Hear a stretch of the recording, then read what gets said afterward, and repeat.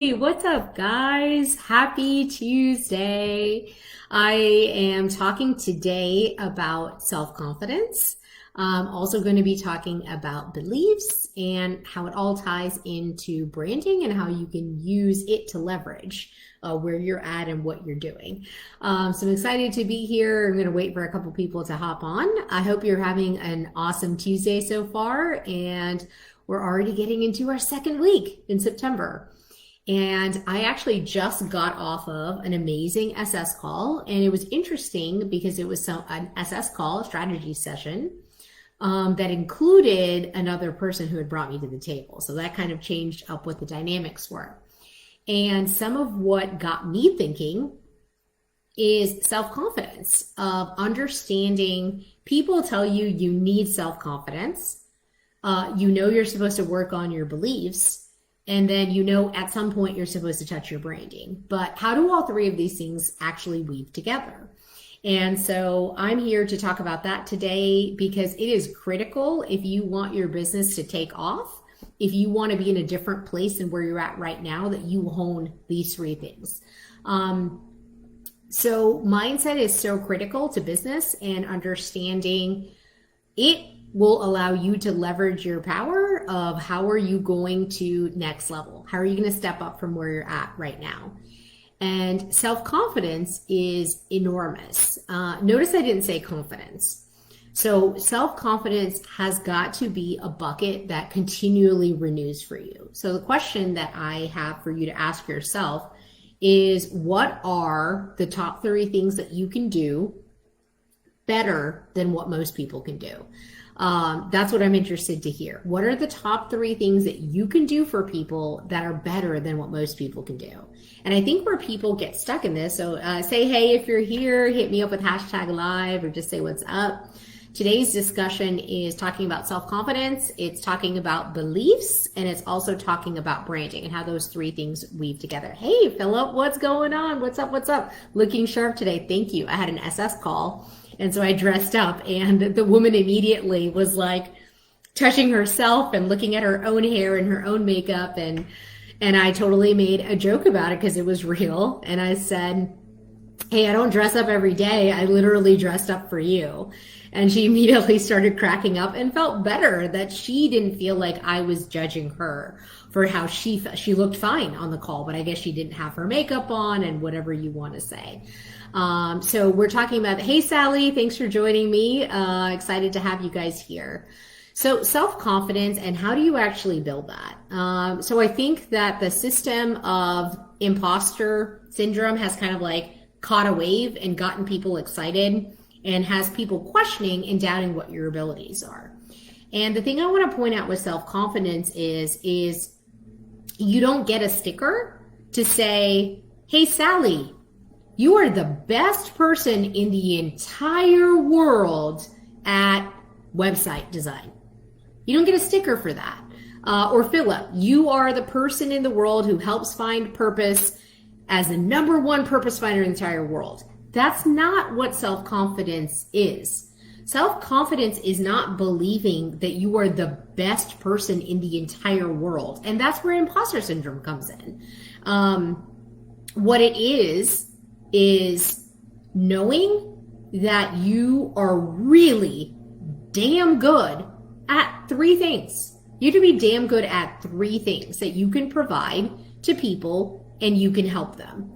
And this notion that we should be number one in our city, number one in our state, number one in the world, etc., is foolish, because you're never going to be. You're never going to be. It's the biggest problem. And so if you are comparing yourself, Sally says, dang, no stickers. Sorry, no stickers, Sally. Hey, Jesse, what's up? Hit me #live. If you have questions, let me know in the comments here. And so when we're comparing ourselves to too many people who are out there in the world and comparing our skills against them, it's not fair to ourselves. And what that does, you think you're being humble. You think that you're just analyzing the market, analyzing the crowd, but what you're doing actually is you're chipping down at yourself.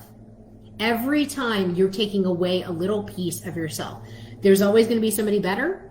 There's always going to be somebody smarter. There's always somebody who's going to charge more. There's always going to be somebody who charges less.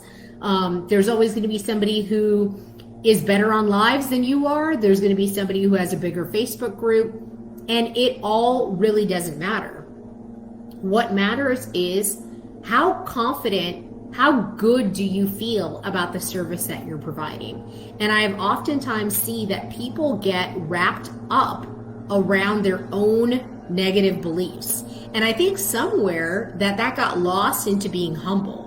I can't tell you the amount of people that I've interacted with who suck at what they do and are still very self-confident. And how can that be the case? So if we look at those people, it's because they're comparing to themselves. They're not looking at other people, and they're not looking for validation from external sources. So the things I want to point out today is that when you're talking about that self-confidence, you are responsible for building that up for yourself. You are responsible as a business owner who says they want to succeed to get out of your own way, or hire a mindset coach or a blocks coach or whoever you need to make sure that you're coming into your power and that you're showing up the way that you need to, because it is a self-fulfilling prophecy. So if you're self-confident, other people are also confident in you. If you're also self-confident and you start there, when you're working and you're delivering the results, you're also doing a better job at actually delivering the results. You're not stuck in this web, weaving this web of self-doubt, imposter syndrome, wondering if you're good enough, wondering if the person thinks that you're worth the value they paid them. Those are all internal dialogue pieces that are actually breaking you down and breaking you apart.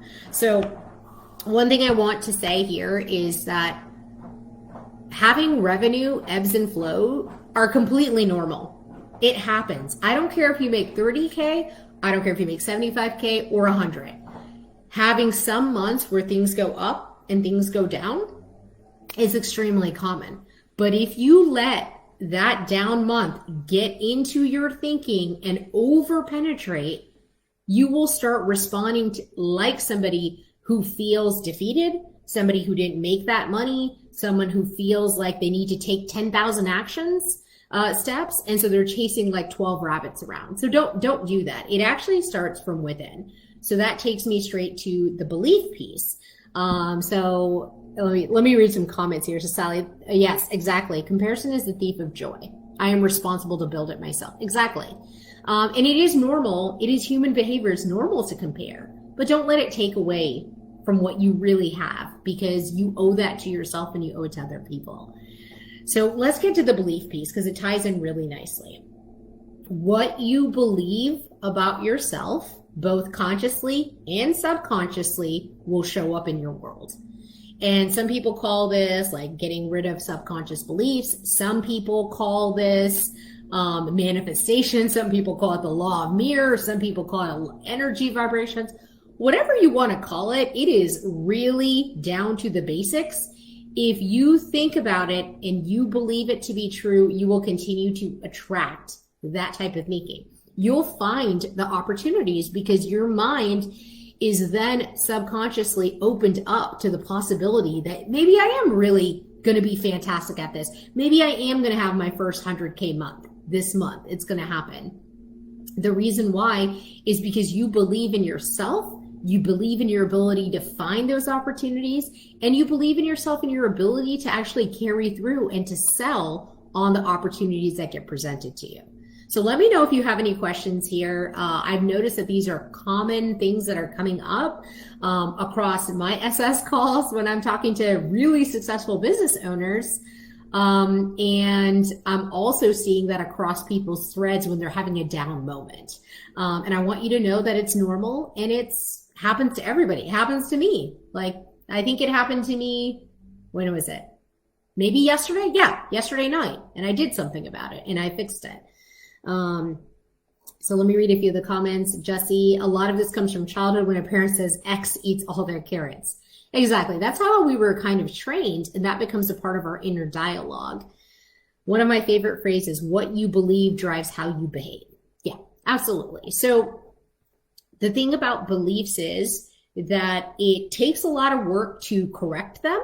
And you have to keep finding yourself. If you're stuck in a pattern of thinking negatively about yourself, you think you have imposter syndrome, you think that 30K is a lot of money a month. Like that was the one that was the one that hit me last night. I was watching a training.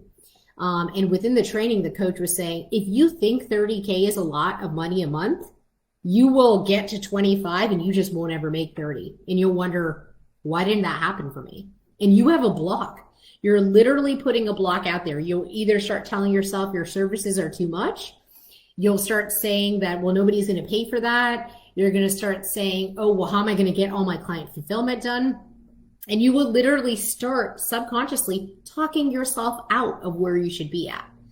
And literally 9 out of 10 owners I talk to know that they're undercharging and cannot explain to me why. The logic of why are you undercharging? Why is your program 15.5 billion years long and you're only charging this amount of money? And that all comes back to belief.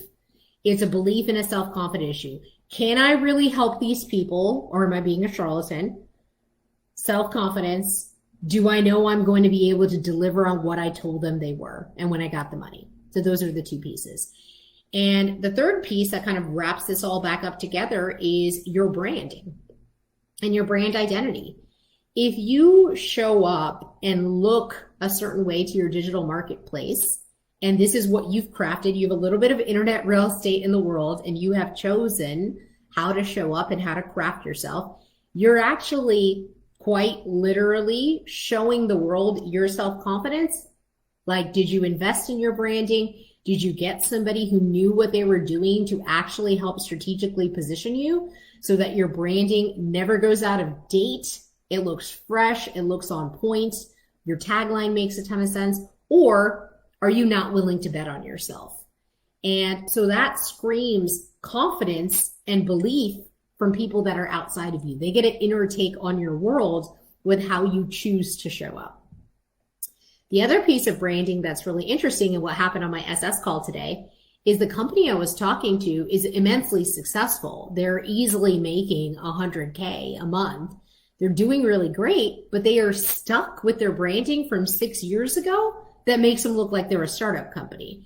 So they're stuck at 100K when they really should easily be pushing now up to the next level, 200, 250. But they never stopped and were able to see backward and look beyond over their shoulder and say, we actually outgrew that. That's not even who we are anymore. And so they quite literally look like a startup who's making a way more money. And what that's doing is, one, it's creating conflict where they know something is wrong. They know that they're not quite where they should be at, but they've just outgrown it. Almost like a pair of pants when you're a kid and you're growing up and they just get high waters and they go higher and higher and higher. That's what's happening to people's brand. So it makes sense to compose these 3 units together where you show up with self-confidence, you work on your beliefs, and then you also pull together your branding to not only meet where you're at, but take you beyond where you're at. Those 3 things together are going to help create a cohesive package where you believe in yourself. And so that's something I see very often when I'm working with my clients after they get their new branding and it's not even delivered to them yet. They start showing up differently. Their organic posts are different. They start doing lives and come on here with different levels of enthusiasm that I haven't seen before. They have self-confidence because I've literally had a client last week tell me, she's like, after I saw your branding and what you did for us, I was like, holy crap, I have to fill those shoes. And she's like, you just like lit a fire in me. And I was excited. And it was just so cool to see the fact that sometimes you just have to make something and then you step into those shoes. Same is true with self-confidence. Same is true with beliefs. So in a nutshell, get yourself surrounded by the right type of people who are making those decisions. They see the world as abundant. They know abundance. They know there's a lot out there. They know there's a lot for them to offer. And don't let self-doubt kill your dreams. It is normal for your human brain to start questioning things when you've been used to doing that your whole life. And so you have to actively stop that. You have to actively turn down that dial and turn on the volume of your radio station that screams how amazing you are, that talks about what you do, that is bringing a ton of value to people. And on top of that, check in with your clients. Like, I do this from time to time where I actually ask my clients, what was the most important thing about what we did today? And I can tell you, I really want to hear a certain answer. And oftentimes they say something to me that I totally didn't expect. Because I don't get to choose. I don't get to choose. I might understand holistically that I'm changing their life. But one of the compliments I got last week from a client that I presented this completely freaking awesome PowerPoint template for them is like, hey, we know you've done some amazing things, but this is literally helping us re-envision what our entire brand stands for and how we're going to deliver this message. Like, we're going to up level our message, and by relationship, then we're going to up level our audience, because we're just going to rethink how we actually disseminate information out to people. And in this case, it was through a webinar. So that was just super cool to hear that we're taking a business that's great at what they do and then using branding as an actual vehicle for them to package their offer in a way that's really different, really exciting, and gets people pulled and drawn in to hear their message.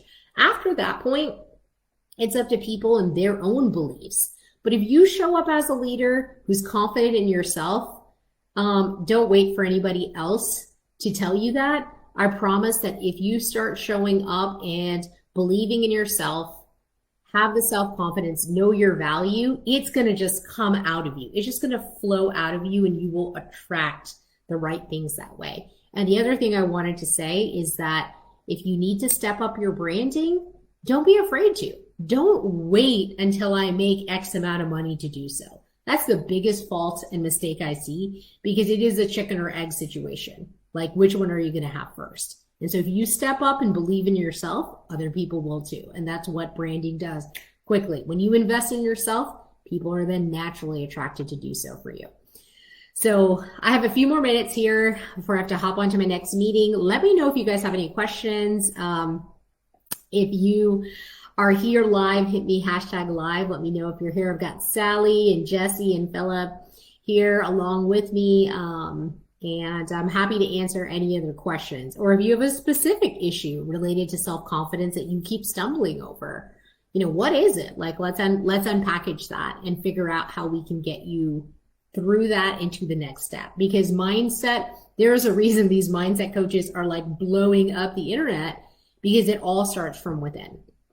There's literally no entrepreneur that doesn't go through the ebbs and flows. And if you can get your mind right, if you can manage your emotions, and says me, Bijal, the super emotional person, I am very in touch with my emotions. But if you can manage your emotions, you can manage your bank account. 100%.